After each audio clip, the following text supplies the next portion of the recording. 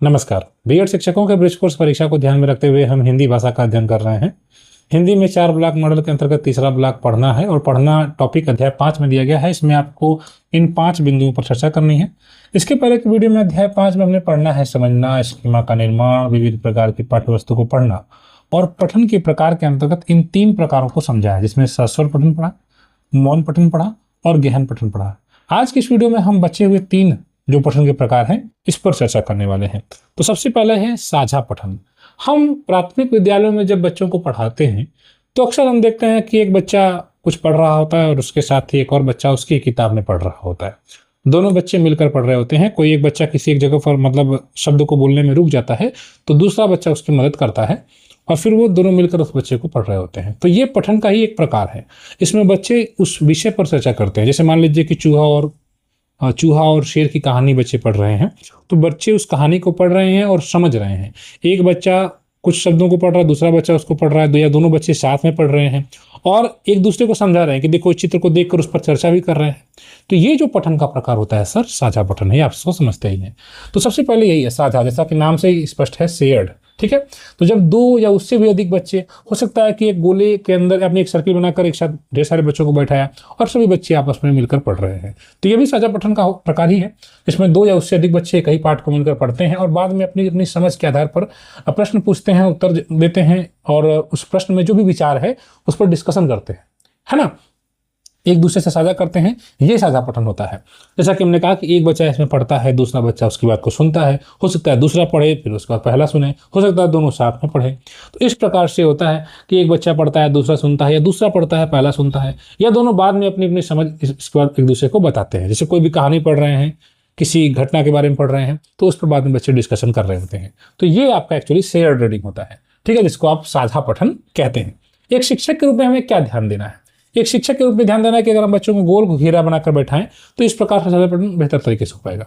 ठीक है, क्योंकि सभी बच्चे जो है एक दूसरे से कनेक्टेड होंगे। अगर हम दूर दूर बैठा देंगे, हमने अक्सर बच्चों को जब हम कोई काम देते हैं तो साझा पठन अगर हमको करवाना है तो ये हमें ध्यान देना होगा कि बच्चे इसे एक एक साथ 3-3, 4-4 बच्चों को हम गोला बनाकर बैठाएं। इससे कॉपी सेंटर में रहेगी, सभी बच्चों की नज़र उस पर रहेगी।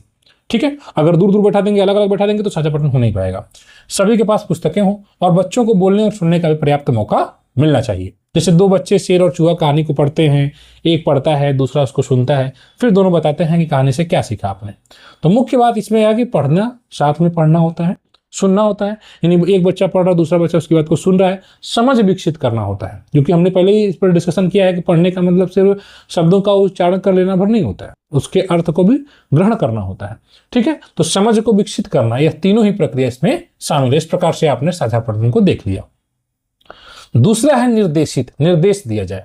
ठीक है, जिसको गाइडेड कहा जाता है। शिक्षक एक पथ प्रदर्शक के रूप में जब काम करता है, अक्सर हम देखते हैं कि हमारी कुछ बच्चे ऐसे होते हैं, जिसे सभी बच्चों के सीखने की जो गति है वो एक जैसी तो होती नहीं है। कुछ बच्चे तेजी से सीखते हैं, कुछ बच्चों को एडिशनल सपोर्ट की जरूरत होती है। तो पढ़ने के दौरान बच्चे को जब हम एक शिक्षक के रूप में देखें और कभी कभी बच्चा उस शब्द को न पढ़ पाए तो हम उसको सहायता करें या उस पर आधारित प्रश्न पूछें। ठीक है, किसी कहानी पर जब हम उससे प्रश्न पूछेंगे तो उसका जवाब देगा बच्चा, तो हम कहेंगे देखो वही चीज़ वो लिखा हुआ है। कभी कभी बच्चा शब्दों का उच्चारण कर लेता है लेकिन उसको समझ नहीं पाता है, तो हम एक शिक्षक के रूप में उसको समझाते हैं। ठीक है, प्रश्न पूछकर हम उसका बच्चे से उत्तर निकलवाते हैं। तो कहने का मतलब जब बच्चा पढ़ रहा है और एक शिक्षक उसका पथ प्रदर्शक का काम कर रहे हैं, उसको बता रहे हैं, ठीक है, थोड़ा हेल्प कर रहे हैं उसकी, तो ऐसे में एक गाइडेड रीडिंग हो जाती है। ठीक है, तो जिससे शिक्षक बच्चों को प्रश्न पूछकर सही अर्थ तक पहुंचने में मदद करता है। निर्देशित पठन गाइडेड रीडिंग है। कुछ बच्चे हमारे कक्षाओं में कमजोर आ जाते हैं, जब बच्चों को समझने में थोड़ा दिक्कत होता है, बोलने में, पढ़ने में दिक्कत होता है, तो शिक्षक यहाँ पर उस पर अपनी उस बच्चों की हेल्प करते हैं। ठीक है, बच्चा कुछ वाक्य को कुछ शब्दों को पढ़ रहा है, कुछ जगह जाकर मात्रा पर फंस रहा है, तो अध्यापक उसकी हेल्प कर रहे हैं। ठीक है, तो शिक्षक कहानी पढ़ने के बाद मान लीजिए कोई कहानी पढ़ रहा है तो उस पर प्रश्न पूछ रहे हैं। जैसे ऊंट और सियार की कहानी है, ऊंट ने सियार को साथ क्यों बुलाया, सियार ने अकेले क्यों नहीं खाया। तो बच्चों की समझ विकसित होती है, बच्चों से प्रश्न पूछा जाता है और वास्तविक पठन तभी होगा जब बच्चा उसको समझ पाएगा। जैसे कि हमने कहा कि बच्चा उच्चारण तो कर लेता है, समझ विकसित नहीं कर पाता है, तो बच्चे अध्यापक कहानी में जो मुख्य भाव है उस पर आधारित प्रश्न पूछते हैं और बच्चा उसको देने का प्रयास करता है, उत्तर को खोजने का प्रयास करता है और फिर से वो पढ़ता है, दोबारा पढ़ता है। ठीक है, दोबारा सोचता है, समझता है। इस प्रकार से शिक्षक को पूरा पाठ खुद नहीं पढ़ना चाहिए। शिक्षक ध्यान दें, शब्दों को सीधा अनुवाद नहीं बताना है, बच्चे को पढ़ने का मौका देना है, तो बच्चे को सोचने का मौका देना है। मुख्य बात इसमें सीधी सी है कि शिक्षक के निर्देशन में जो कार्य हो रहा है, शिक्षक की निगरानी में देखता रहता है शिक्षक कि वहां पर कोई बच्चा, जहां पर बच्चे को सपोर्ट की जरूरत है वहां पढ़ने में सपोर्ट दिया जाता है। तो ये आपकी गाइडेड रीडिंग हुई।